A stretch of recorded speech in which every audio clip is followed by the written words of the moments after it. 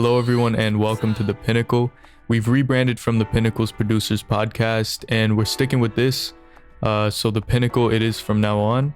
Today I have Nick Nash, who's a part of the Viral Collective. He's a music producer and sample maker. He moved from North Carolina to LA, and he has credits with Sleepy Hollow, Weston Estate, Kid G, Fetty Wap, Guap Dad 4000, Marco Luka, Kadoku, and Kevin Powers. He's one of my favorite producers, specifically because of his work with independent artists. The way he's been able to generate numbers by working locally is really impressive and something that everyone can learn from. So without further ado, this is his second time on my podcast, and we definitely have a lot more to talk about this time around. So I hope you guys enjoy, and please like and subscribe and share. I know it's generic, but it really does help out, especially because we're in the starting phases of this podcast. And yeah, I'll leave you guys to it. Enjoy. All right, what's up, guys? I'm Nick Nash. I'm a producer with Viral Effect Music. Recently did Love 'Em All on Sleepy Hollow's last project, Only 16 on Kid G's last project. Been working with my independent artists a lot, but yes, that's pretty much me. Man, well, yeah, it's great to have you on again, man. It's been such a long time, like since we last spoke. So it's really cool to talk to you, especially since you've had a lot of success in those years and a lot's changed since. Thank you, my guy. Good to talk to you again too. Yeah, man. Yeah, of course. And let's just start off right off the bat with the new news, I guess. And you guys, Viral just got its #1 plaque for Jake, which is really dope. Put that in. So tell me a little bit about that. We'll get into the details of the album and all that, but I mean, that's an amazing accomplishment for you guys. Yeah, so we have these two producers on our team, Decay on the beat and produced by Alec, and they made a sample that this producer named Taurus used. He's Gunna's engineer. He's got, I think, like 3 records on the Wanna project, and he's got a bunch of records with all the YSL guys. And so that's how that beat actually ended up in Thug's hands, who I guess they were probably in the studio with Gunna recording, and then Gunna maybe played it for Thug or something, and it ended up being a Young Thug featuring Gunna song on the album. But yeah, we picked them up like a year ago, and well, actually Alec was more recent. We met him through Decay, but we've been with Decay. He was one of the first people to sign to Viral, and he made that record happen. And Jake, Alex, and Big Head, our managers, just handled that record for him, and next thing you know, it goes #1 on Billboard. That's amazing, man. Yeah, so in terms of Viral, I talked a little bit to Tyler about Viral, but just take me through the journey of how that even came about, like from your perspective. Yeah, so basically COVID happened, and I moved home from college, and I know a lot of people were just kind of like taking time off, and we kind of started to look, because we had taken a couple trips, really just like 2 trips to LA before, just as friends, like me, Jake, Tyler, and ADOT, and Luke White. Actually, no, he came along after. But yeah, so I guess us 4, we were taking a couple trips, and we were like, yo, Airbnbs and flights are super cheap right now. So we took like 5 trips that year while all the prices were super cheap. It was kind of irresponsible because, I mean, COVID, but like we got to take advantage of it and link up and work while we can. So we did that. And on the first trip, it was in Atlanta of May 2020. And we had always kind of just like talked about starting a collective, but there was really no reason to. It would just been like a name that we all were under, and that's about it. But we were just like, you know what, we really got, all of us really like working together, so let's start a collective. Jake just got his placement with Young Pinch, Long Day, which he did with Big Head. They were kind of interested in working with us more. It wasn't really anything real yet, but we knew Jake was like starting to get some connections, and some of the independent artists I was working with were starting to pop off. So we were like, okay, we have some resources that we can really combine together and like let each other use our resources and whatnot to really become successful, because you really need a team if you want to really be successful in the music industry. So we were like, you know what, let's do a collective. We always were saying, I think Jake's homie a while back, he had this saying, let's go viral. Like, you know, before we would take a shot or before we would go out, he'd be like, y'all ready to go viral? So we were like, you know what, let's call our collective Viral. And that just kind of stuck. But yeah, we started just keep taking those trips, and eventually Jake got his placement with Gunna through Big Head as well, and they decided to sign Jake, and said, hey, you know what, screw signing Jake, let's just do a partnership and let him pick his own people that he wants to bring aboard, and we'll essentially just do a joint venture with Big Head Music Group, call it Viral, and let it rock. Yo, it's funny you bring up the viral thing, like how Jake's homie was saying it, because I remember on Twitter I'd see you guys saying it all the time before I even knew what it was.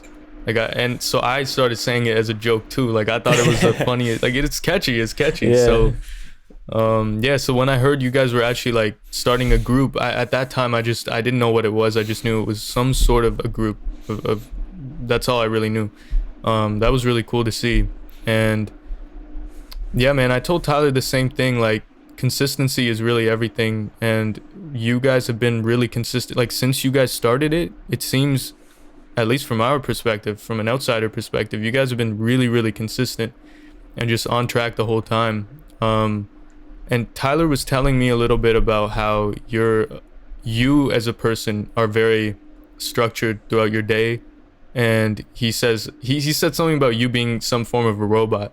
So just tell me a little bit about like what a day in your life looks like now at this point, and maybe your morning routine.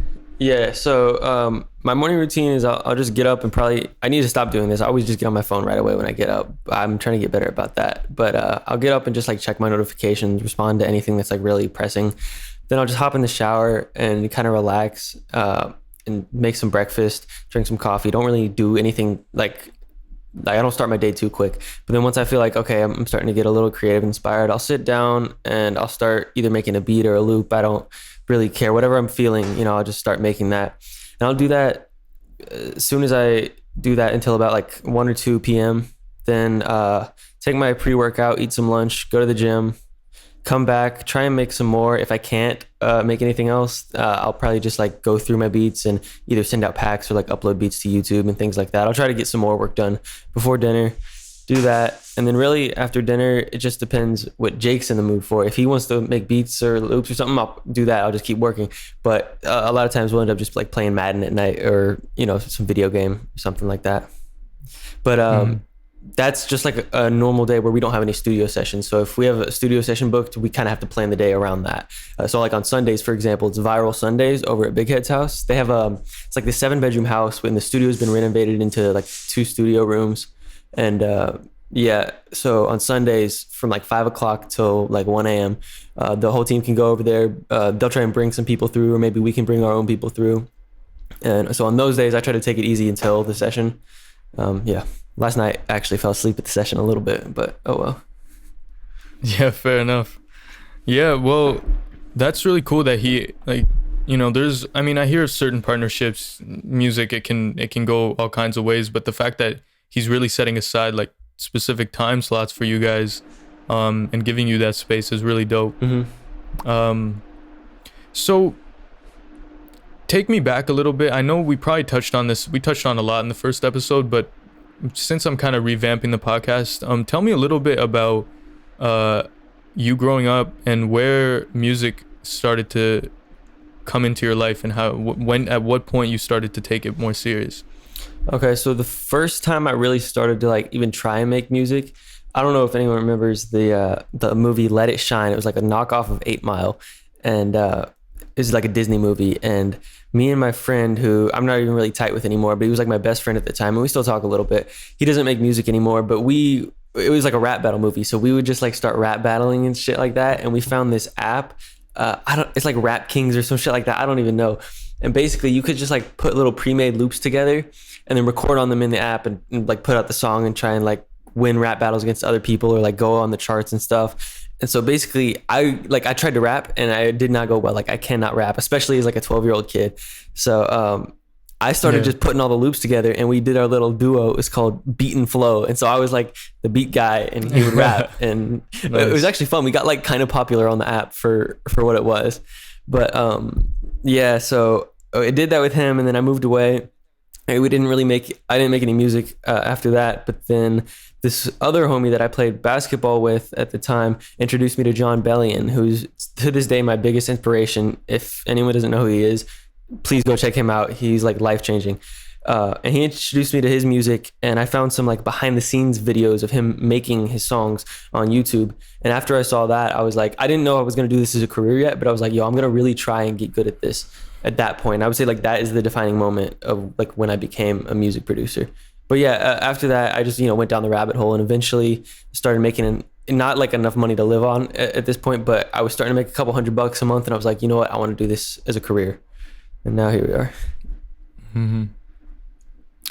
Yeah, man, it was actually because of you that I looked up Jon Bellion, because I'd heard the name before, but I never really watched his videos. But for me, it was Ryan Leslie that was like one of the biggest inspirations in terms of the, it was the same thing. There was a lot of behind the scenes footage of him, and he'd make his own videos and stuff. And anyways, so yeah, Jon Bellion is definitely a very interesting inspiration. Especially, I saw you tweet about it once. When you're feeling uninspired, like a Jon Bellion session can really get you going. So yeah.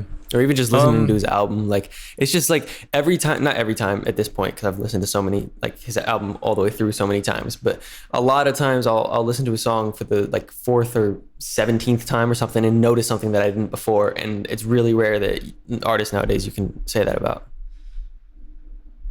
Okay.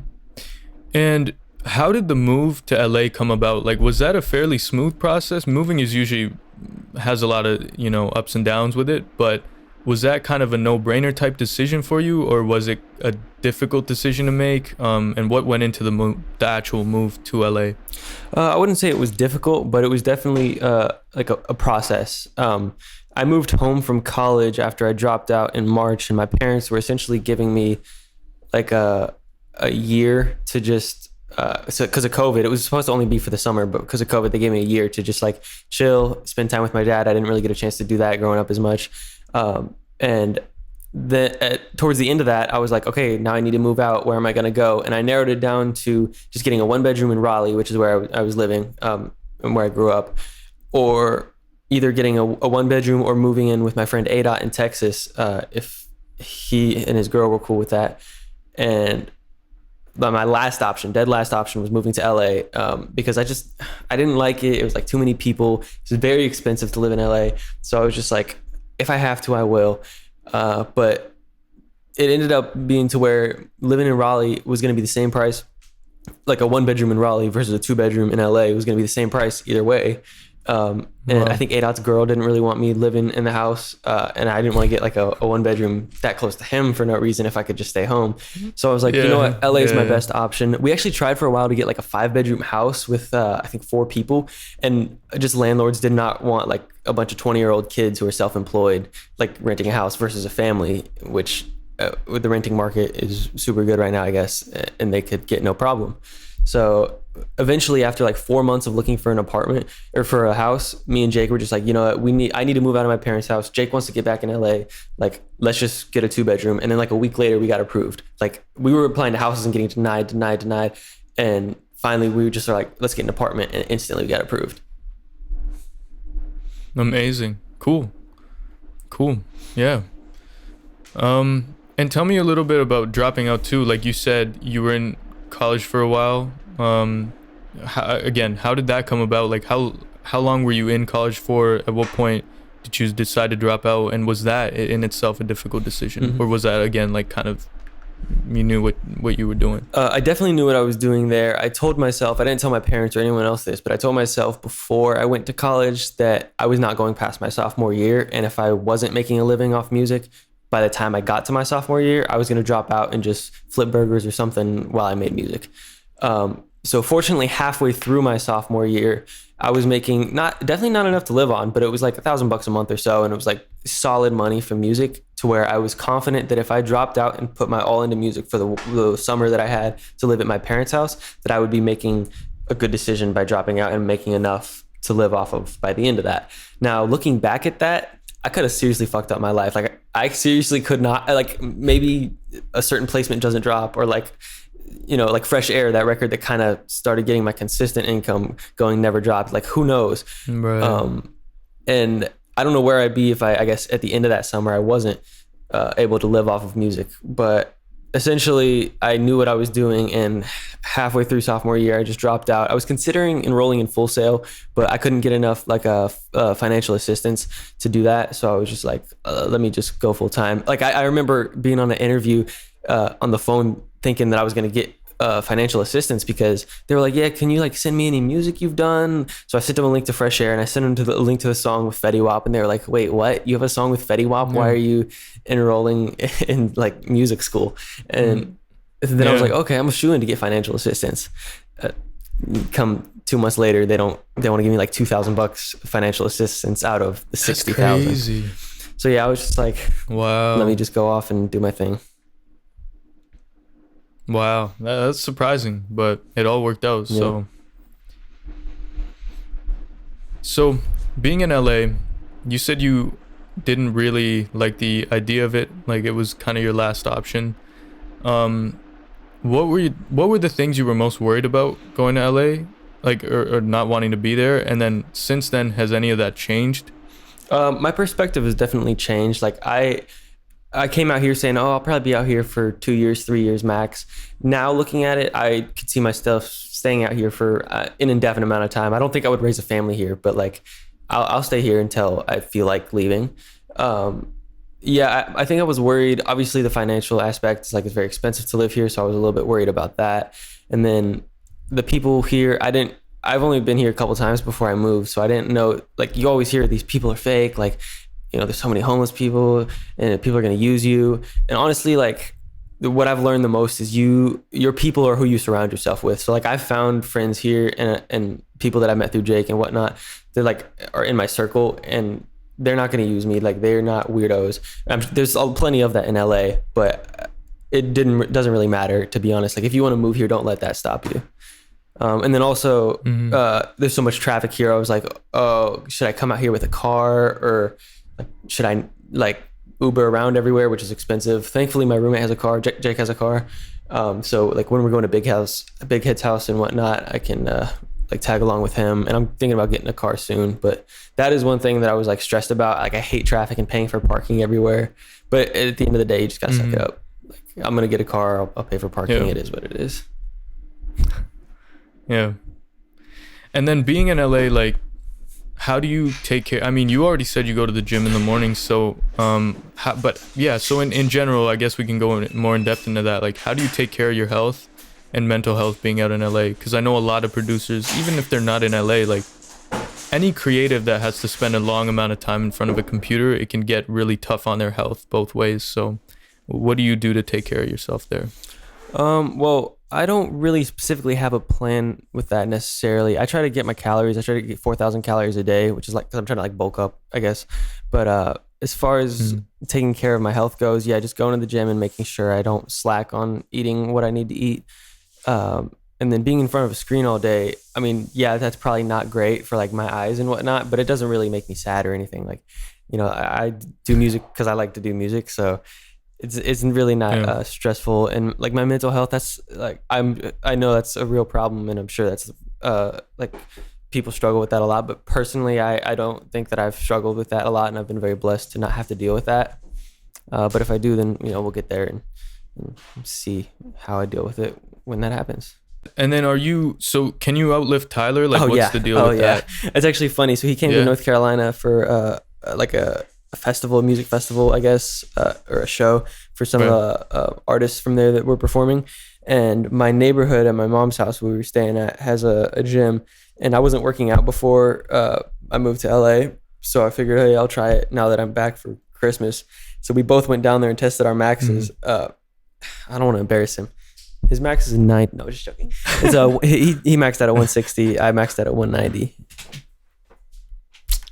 Jeez. But he doesn't go to the gym. I try to get him to come to the gym, but he always says like, oh, I will. And he just never does. Like he will like once every 2 weeks, and it's just like pointless, you know, because you're going to get your gains for one day and then just not work out. That's so funny. Yeah, no, I think I had a conversation with him about it too. He was very honest. So, nice. You know, shout out to Tyler. That's funny though. He just got back like a day ago, and he's feeling terrible. He can't even make loops right now. I think he has like an ear infection or something. Yeah. Oh no. Damn. I hope he gets better soon, man. And even speaking to Tyler, I think he told me about the fact that when recently you guys have been your collaborations together have been really fruitful. Like you guys have been going off, especially I think he was talking about samples mainly. Yeah. Yeah. Tell me a little bit about that. So, man, he's not supposed to say anything yet. No, we're thinking about starting like a little duo. We're still coming up with like a name and everything. It's like completely unofficial right now, but he moved to LA and I think we work really well together because he was saying like I'm a robot or whatever, because I have like a very technical way of going about making things and he has a very creative way of going about things. So it's like I think our strengths complement each other a lot. But we started listening to like Kingsway samples like Frank Dukes and whatnot, and like Wallace Lane, just some like really intricate samples that take like time to make. And we also have like that mutual admiration for Jon Bellion and a lot of similar artists. So we really just, you know, had a conversation. We were like, yo, let's really try to become like, I don't want to say like the greatest of all time, but like really good at music and enough to have a legacy and work together to do that, because we have a very similar vision for what we want out of a sample or out of a sample library and what we want our discographies to sound like. And so far we've rarely missed when we work together and sit down and take like 2, 3, 4 hours on one sample. Yeah, and I fully believe that, because I remember even like years ago when you were sending me samples, like those samples at that time were impressive. So just to know that you guys are, I mean, it's been a while, you've obviously learned a lot, and then working with someone else like Tyler, I can only imagine the type of stuff you guys are making. And that kind of brings me to another question. Like there's this whole, I mean, it's not as much of a debate now, but it kind of spikes up every now and then on Twitter, and it's the debate between the producers that are making like thousands of beats or whatever, like just tons of beats, you know, per day, per week, or samples or whatever.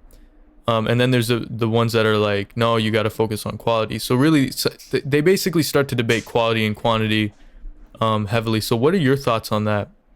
I mean, personally, I'm always going to be on the quality side of that debate. But I mean, I respect both sides. It is what it is. If you don't want to take 4 hours to make like a timeless loop, then that's fine. That's your prerogative. I mean, there's plenty of hit records that have been made in 15 minutes, or at least like the sample has been made in 15 minutes. So it's like the only reason I would be on the quality side, I guess, because I enjoy that. I enjoy going and nitpicking every little thing and making sure a sample is perfect. And Tyler does too. That's why we work so well together. But yeah, I mean, making little chord progressions. Oh, I don't want to talk shit.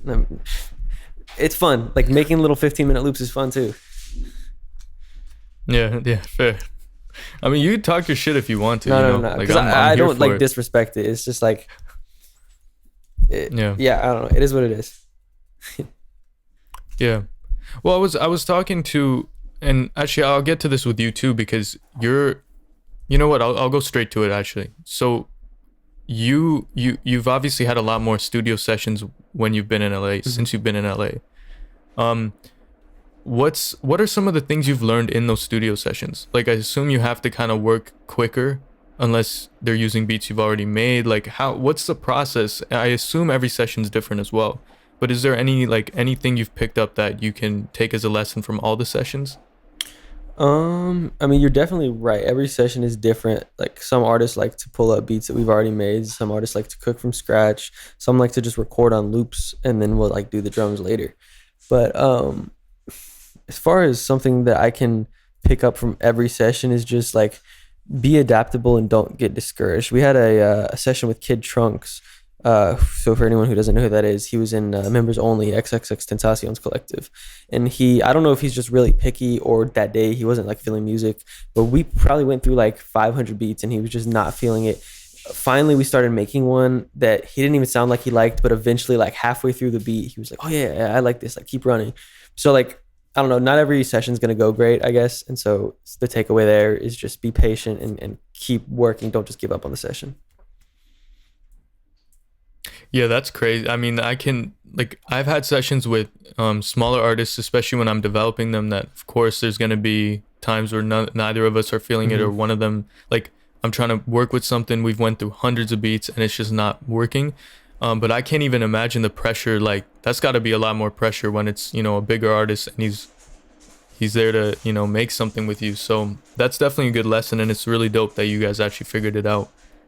Yeah, it's funny. I was the And one then in when the you're- chair playing the beats too, and I like after like 200 beats or something, I texted Tyler. I'm like, "Yo, I gotta go to the bathroom. Can you like take over?" And he was like, "Nope. Good luck." That's hilarious, bro. Of course. Um, so when you're in a session with like yourself, are you ever in sessions alone, or I assume like there's other producers there with you from Viral? Me and Jake are generally in every session together, and Tyler will tag along when he can. Okay. And when Jake's in there, like, how involved is Jake in the actual beat making process? Is he kind of just sitting back and guiding the process, or is he really in there like working on the beats as well? Just depends what he's feeling that day, to be honest. And same with me. Like sometimes I won't work on a beat. Sometimes I will. Sometimes I'll be sitting on the beanbag and just be like, hey, that 808 needs to be here or something like that. But we're all generally pitching in pretty equally, making beats and whatnot. Got you. If you could have dinner with two people, dead or alive, who would they be? Jon Bellion for sure would be number one. And then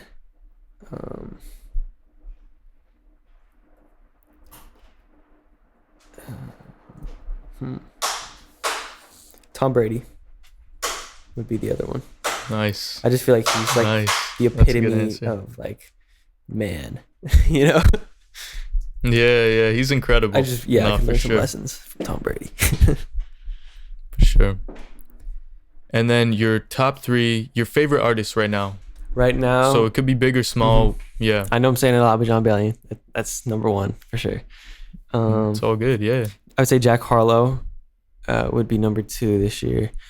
And then shout out to North Carolina, Marco Luka would be number three. I know I work with him, but like, yeah, I just really like his like music personally.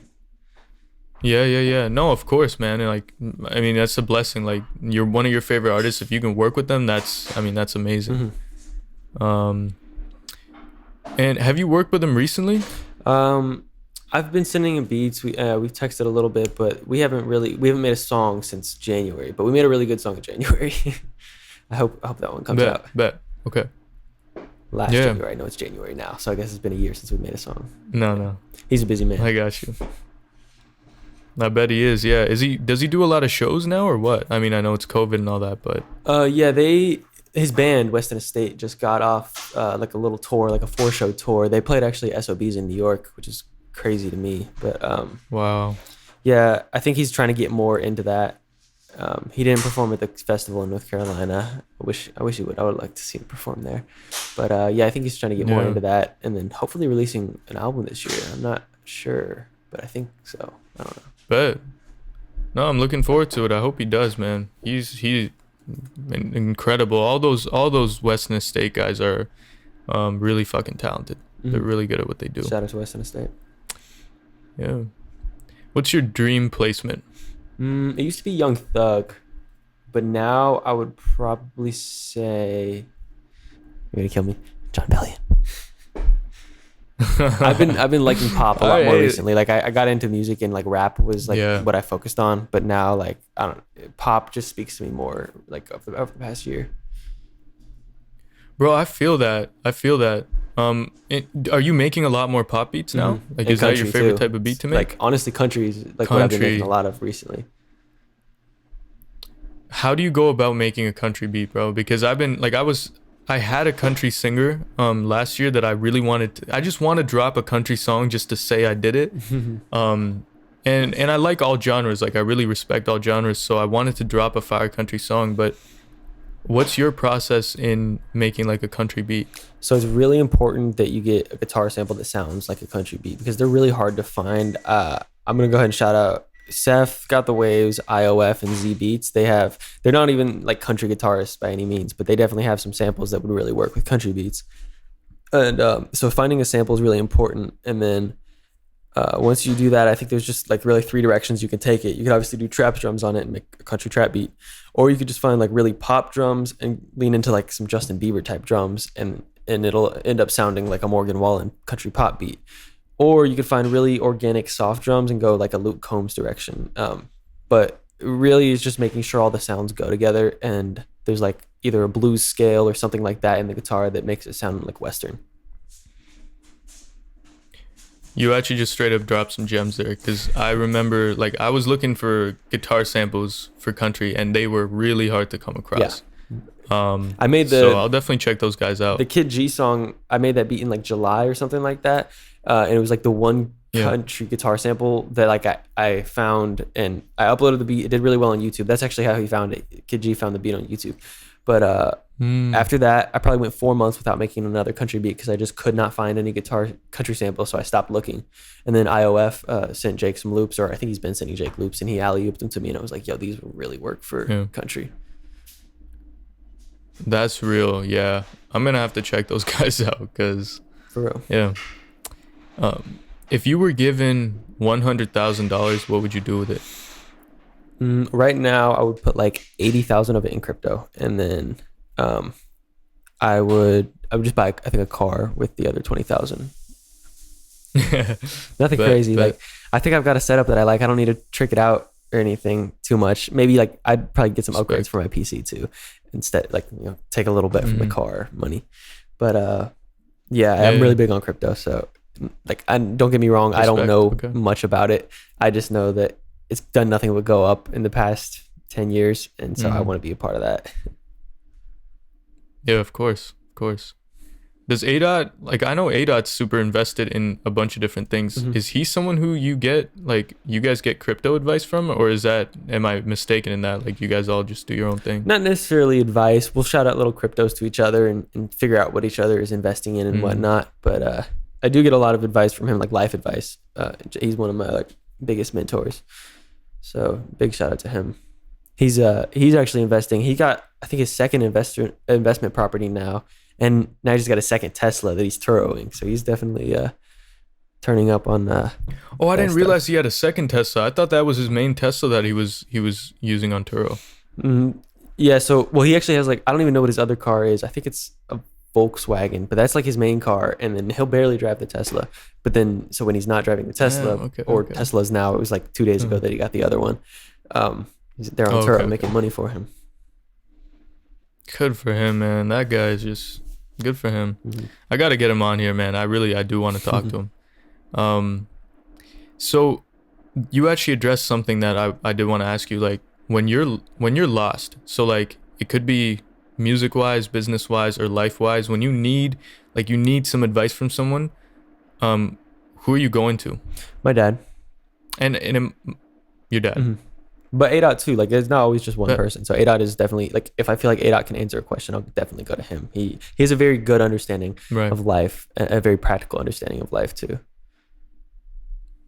Got you. Cool. And then if you had $1,000 to spend on your career, how would you spend that?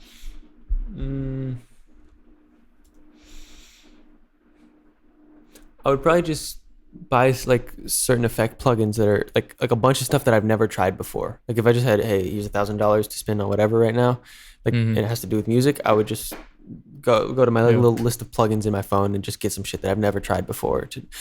I've been trying to just try as many new things as possible so that my loops don't get too stagnant and I can get like a new sound every time I make a loop. Makes sense. Would you consider yourself introverted or extroverted? Introverted, but I'm definitely becoming more extroverted, especially since I moved to LA. Yeah, one thing people don't really like, they'd like to be very binary with introverted and extroverted. Like some introverts will say, "Oh, I'm introverted and that's it." But I've definitely seen a lot of people that either go back and forth between the two, or they're introverted and they can at least like push qualities of being extroverted and get a little more comfortable there. So that makes a lot of sense. What's the best studio session you've ever had, if there is one? Or like a really good experience that you would consider up there, and why was it so good? I would say the first session that we had with Young Pinch, because I remember Internet Money was working with him like 3 years ago, and that's kind of when I first got introduced to him, and I just really liked his music, and I ended up producing for Guap Dad 4000, who is also managed by him. So I ended up emailing his manager. I was like, "Yo, can I send beats to Pinch?" Which was like 3 years ago, and my beats were not near what they are now. I ended up sending him a pack, and nothing ever came of it. And so I was like, I'm gonna work with Young Pinch one day. And then, you know, finally getting to be able to be in a studio session with him and knocking out 3 songs, I was like, oh yeah, like this is what I do this for. Yeah, that's amazing, man. Truly, like I remember when I first heard of Young Pinch too, it was because of Internet Money, and then it was because of Taz. He tweeted something about him, and so for you to go to LA and work with the Beach Boy himself, that's really dope. What's the worst studio session? Yeah. What's the worst studio session you've had? You don't have to go into detail, but what made it bad?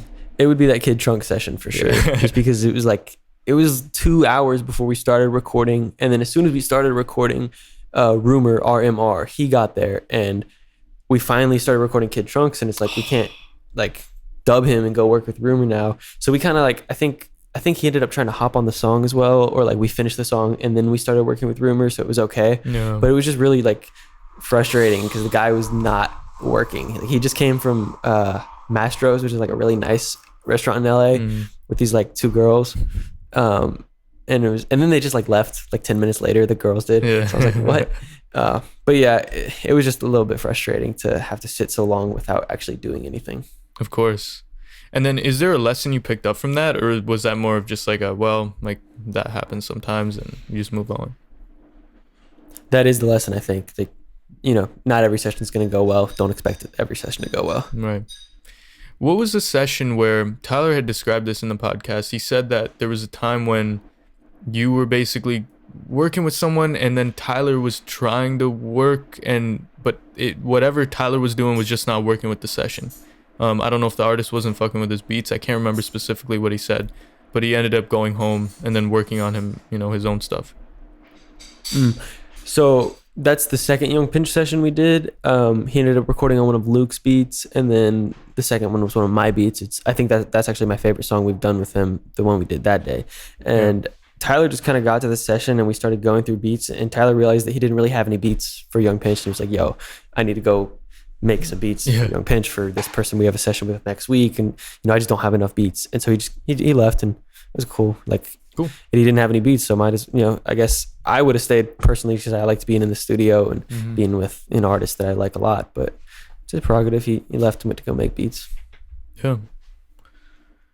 How do you, if you're trying to learn something new, it doesn't have to be music, it could be anything, like a skill, a talent, a skill. How do you learn best? I always just go to YouTube and try to find examples of other people doing it, or in-depth explaining of how to do that skill. And that's, I think, how I learn best. With music especially, tutorials are kind of how I got into it. Shout out to Split Mind recently. I hadn't watched a lot of tutorials until Split Mind started putting them out, because I know how to make beats, but it's as soon as they started putting out tutorials, it's okay, here's some stuff that I don't know yet, and some insight onto how some other people that I think are fire work. Yeah, those guys are crazy. And then what's one piece of advice you'd give to someone who's starting out producing? Be patient. I've been making beats for 6 years, and I'm now really just starting to get to a level of success where I expected to be at to do this for a full-time career. And that's honestly quick. 6 years is, you go to school for 12 years just to get into college, and go to school for another 4 years just to get a job. So it's to be able to do something in 6 years and make a living off of it, to me is really, I've been blessed, in my opinion, to be able to do that. And if you have been making beats for 6 years or even longer and you're not where you want to be, don't let that discourage you. Just keep your head down, keep trying to get better. And then what do you say to someone who, you said that you got to a point where you were making a consistent $1,000 a month, right? How does one, how would certain producers look to reach that? Is there anything that you would say that, I guess, works better than others, or things that they should be looking at that maybe they're not? So, everyone's different. You just got to try what works for you. For me, it was starting to upload type beats of the artists that I was working with already, like Marco Luka I mentioned, or Weston Estate, Kevin Powers, because no one else was uploading those type beats because they weren't big artists. But I personally had faith in them to become bigger artists, and not to say they're huge now, but they have enough of a fan base where there's certain people searching for those type beats, and I can make a decent amount of sales off that on the beat sales side. And on the other side of that, I'm building up songs in their catalogs, and starting to make consistent money off the master royalties and the publishing off that. So I think just find what works for you make a plan and then just stick with that plan like day in and day out. And because you've worked like so closely with these, I call them independent artists. I don't know if Marco's independent. Yeah. Is he? Well, yeah, Marco and Weston are not, but like Kevin and Kadoku, they are. Okay, yeah. So working with artists like that, what's some advice you could give? Because I know as a producer, I've worked with enough artists to now be able to actually like understand what they're doing wrong. Like it sometimes takes an outsider perspective to really see like where they're going right and where they're going wrong. So what advice could you give to independent artists that are trying, and let's assume they have good enough, like their music's pretty good. What's kind of the next step for them?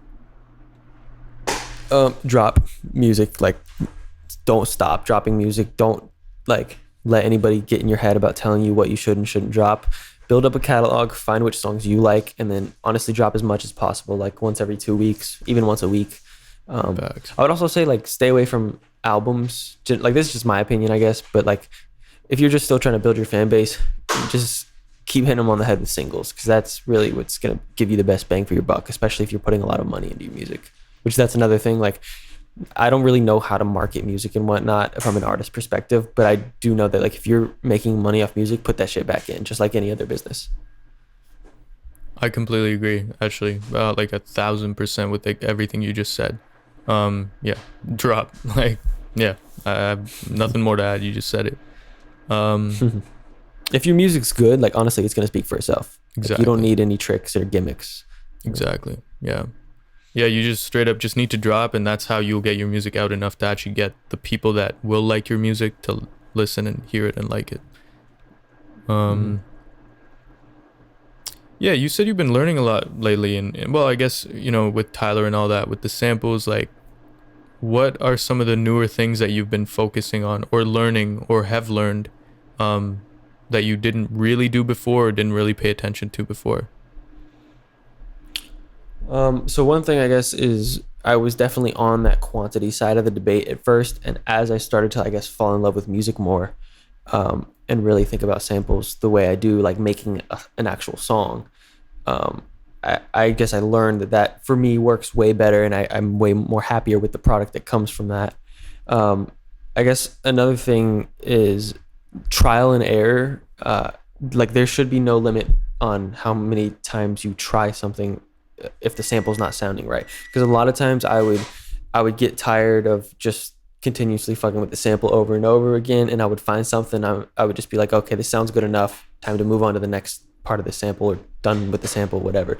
But I think for me, an important thing that I've learned is keep fucking with it until you think it's perfect, and you hear, whether it's like you reverse a counter melody, then you stretch it, and you just keep fucking with it until it sounds perfect, and you're like, okay, this is a hit.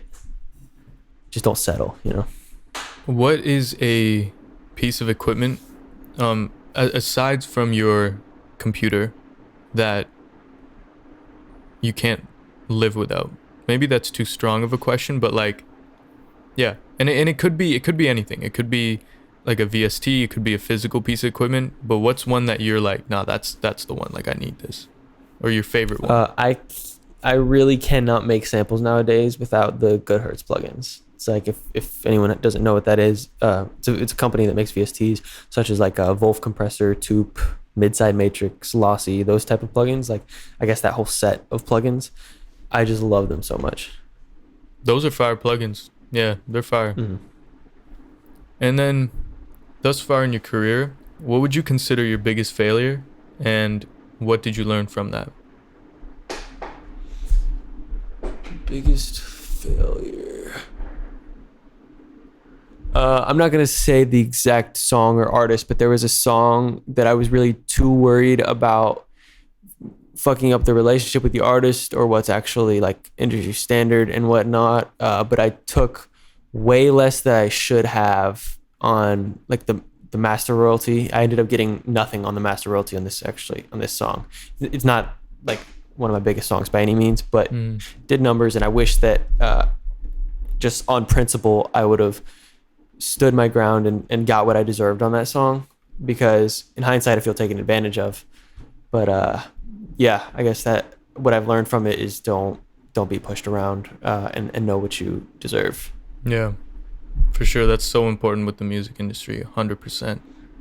Um, and then what do you struggle with, do you think, the most right now? Like it could be, again, it could be specifically music related. It could be with your day, like whatever it is. But what do you think like you need to work on the most right now, or you're trying to work on the most right now?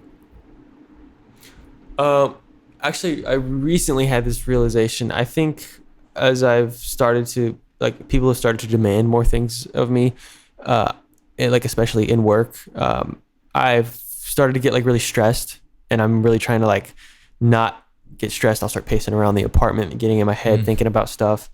And that's actually really bad for gaining weight. It's like I got down actually. So I moved out here. I was 155, got up to 167 now, and then I was back down to like 158 a couple days ago. I've gotten back up to 162 now. But as far as like stress building up goes, that was like killing my weight gain. And so I'm really focused on, I don't know, maybe that's the like mental health battle that you be talking about earlier. I'm trying to deal with that now. Yeah. Interesting. Yeah. No, that makes a lot of sense. Yeah, because I have a high metabolism too. So when I'm gaining weight, like I know like there's so many little factors that can affect it. So it's interesting that you picked that up. So I mean, I guess I kind of already asked this, but I'll kind of ask it anyways and see. But I was just, how do you keep yourself consistent with everything you have on your plate? Because it does require, everything you guys are doing, it requires a ton of consistency. Is it the fact that Jake's around so you guys can hold each other accountable? Or is it something else, or you've just kind of built these habits and you've always had them? I would say Tyler definitely is the one who would be holding me accountable, just because we work together so much, like on the musical level.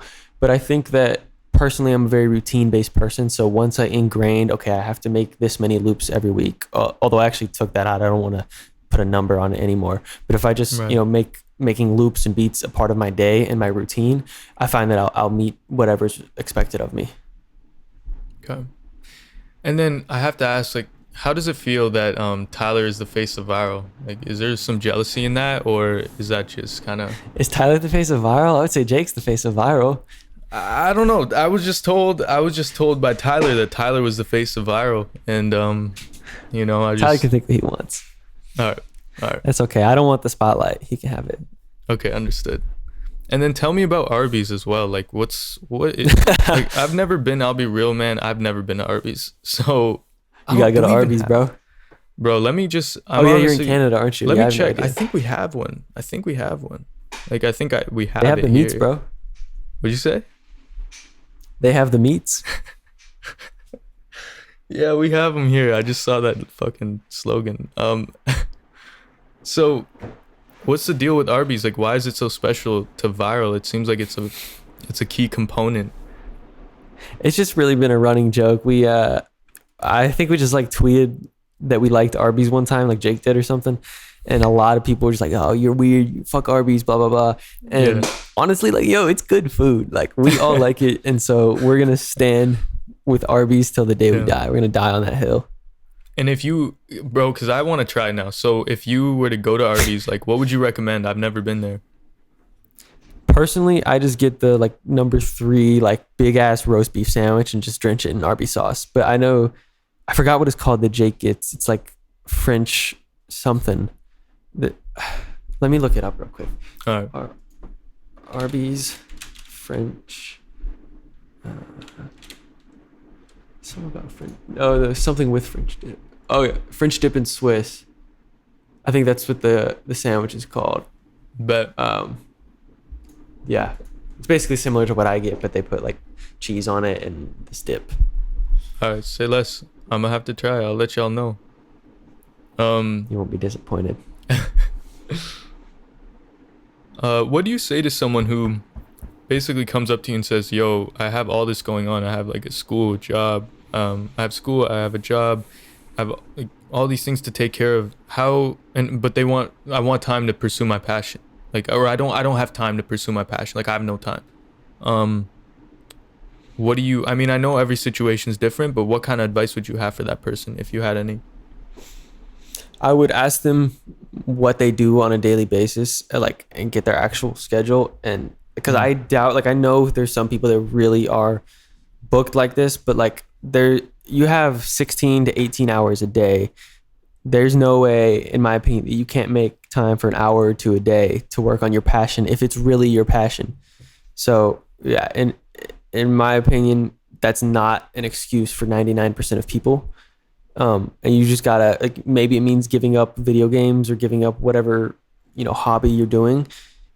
If your passion is actually your passion, then it should be a priority over those things. If you could remove all barriers and constraints, what project would you take on? Like, what project would you do? You mean like in music or just in life? Anything. Anything.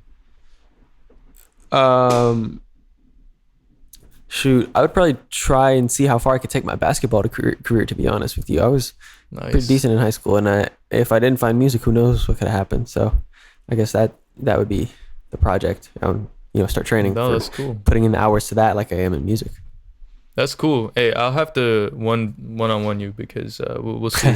Everybody says that. I'm the best hooper in the producer community, though. Bro. All right, relax. I'm gonna move on from this question because we'll see. I have to settle it on the court. So, what are your biggest goals related to and unrelated to music? So related to music, I would like to go platinum this year, and I want to be doing on average 500,000 streams a day. Right now I'm at about like 150K to 200K. I want to do 500,000 streams a day. I'm super obsessed with like streams and analytics and those type of stats and whatnot. Mm-hmm. And if I can get consistent streams on a certain day and nail like my income down at that point, because you get a certain amount per stream and whatnot, I think 500,000 would be realistic and really cool to do for this year. As far as non-related to music goes, is by the end of the year I would like to have an investment property, and then I think I would like to be 185 pounds. That's kind of a lot, but I think I can do it. And that's it. That'd be really fine. Just, I guess another one to music related. It's not really, I guess, a goal that you can write down and say, "Hey, I achieved this," but just to have be completely and utterly happy with the music that I created this year, as far as the quality goes. Got you. Well, I hope you reach all those, and especially that weight one is a cool. That's a cool one to me. So we'll see. Mm-hmm. Like, because we'll be able to tell the difference for sure. Like would you say 185? Yeah, so I'm 165 right now. I've gained 10 pounds last year. Guess I'll try and do 20 this year. Nice, man. Nice. What's your favorite instrument? I would say guitar. Yeah.